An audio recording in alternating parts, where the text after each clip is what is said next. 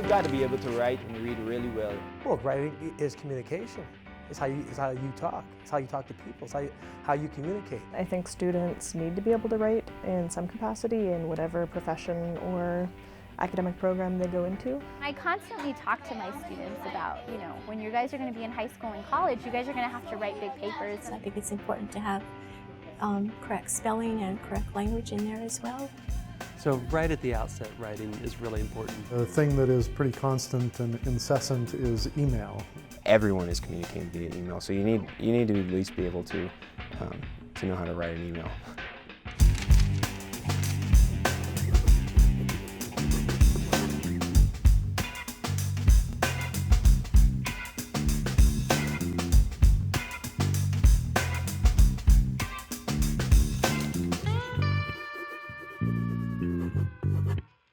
What are the do's and the do-nots in this Intia's class? Do not talk. Well, I use writing in two different ways. The first way is obviously I have to make sure that my students are proficient in their writing and they're prepared for 5th grade. And the other way that I use writing in my classroom obviously is communicating with families and the parents within the school and the classroom. I write requirements documents, which have to be very clear, very concise, and very specific. Otherwise, they can be interpreted the wrong way.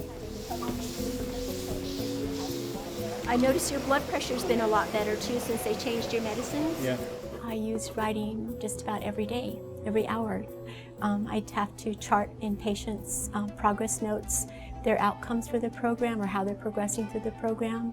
I also have to write sometimes professional letters to their employer as to why they have to attend cardiac rehab or why it's important. Also for insurance purposes or for case management notes within the hospital itself. So writing is really an important part of my work as well. Communication is a big thing in our field, and I'm always using writing in my work in terms of email, in terms of proposal writing, in terms of project plans. Writing plays a big factor into what we do day to day, regardless of position. We use writing to do contracts, for leases, for warranties, for applying for jobs. So we use it in a lot of different areas. Hey Angie, I'm gonna boost that Facebook post again too and see what happens.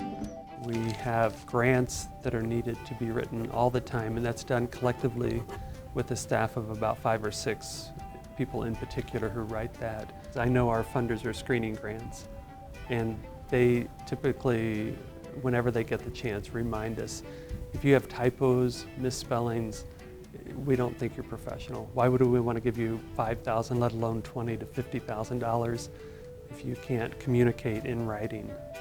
Guests, customers, they come back if they feel like they belong. And DO classes, I'm teaching that class from my phone. That's pretty much what I'm doing. Okay? And they have to be able to communicate properly, and the best way to do that is all by writing. There is no verbal communication in a distance learning class. There is none. So that's why it's so important for them to actually write properly. I feel like it's really important for instructors of any course really at CNM to emphasize communication, whether it's verbal or written, and really help our students succeed.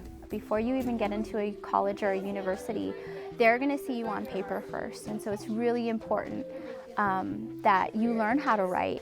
Especially for educators coming in, you want to be able to teach your students the proper way, and you want to be able to communicate to them how important it is when they move on to high school and hopefully college for one day.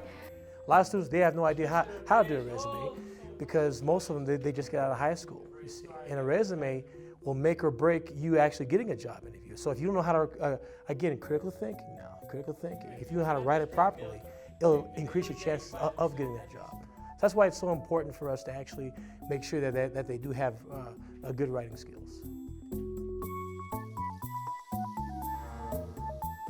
I have actually used, as part of an interview process, I've asked people to write a paragraph, just like something about themselves or some past experience.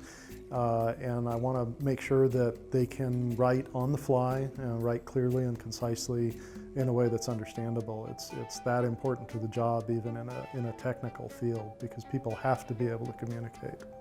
At one of our meetings, we talked about other people who have applied for positions in our hospital, or particularly in our departments. And it was interesting that a lot of those resumes or applications, folks did not spell correctly, or they're not completed sentences. So it really did not look very well, and a lot of those applications and resumes were, declined right away, because you're already looking at that as a professional person who may have to be writing in their job, for example. And we just decided that just didn't go well. And that's a red flag right away.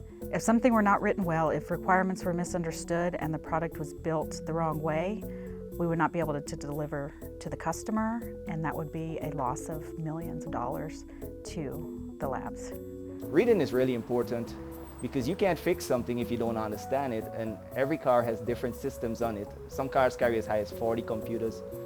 That's 40 different systems. So you really can't just remember them all. You just have to be able to go access them, read about them, and understand them. We've had positions who are on overnight staff. The way they communicate to the morning staff is through a written log and report. So that log is vital for us. If there's ever any legal issue, those documents get subpoenaed.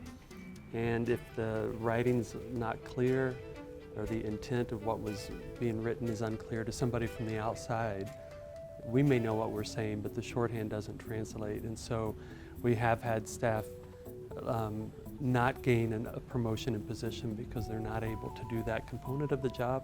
You may be a very smart person, but just because of how you came across in your writing can definitely give that perception.